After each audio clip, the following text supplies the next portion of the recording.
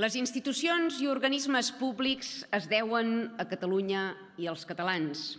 Han de servir als nostres interessos i garantir la qualitat dels nostres serveis. No poden obligar-nos a compartir el fruit de la nostra suor ni la prosperitat que hem aconseguit amb algú que viu a la quinta forca. Compartir és un acte voluntari i vostès reparteixen sense consentiment ni consulta prèvia. La unilateralitat que el processisme va esquivar el 1 d'octubre, l'espanyolisme ens la imposa ara regalant els nostres diners i recursos a qui ni tan sols reconeix la nostra identitat ni el nostre dret a viure'm. Ho saben els catalans que amb llurs impostos financien projectes feministes al Senegal o que encarreguen estudis sobre migracions i canvi climàtic al Sahel? Mentre hi ha gent sense llar vivint als carrers de Barcelona, vostès malgasten diner públic per promoure dèries ideològiques a milers de quilòmetres. Això no és solidaritat, això és exhibicionisme. Cap entitat ni organisme pretesament pacifista afincat a Catalunya ha tingut ni la més mínima incidència en la promoció o consecució de la pau.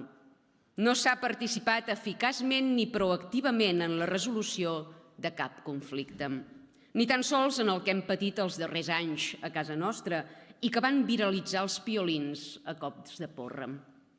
Els informes avalen i documenten aquesta ineficàcia real en situacions de guerra i violència sistèmica.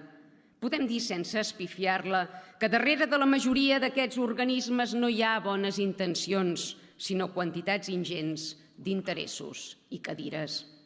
Com tot organisme depenent d'aportacions públiques, el Consell Català de Foment de la Pau té poc marge d'actuació i d'opinió i va sobrat de directrius polítiques.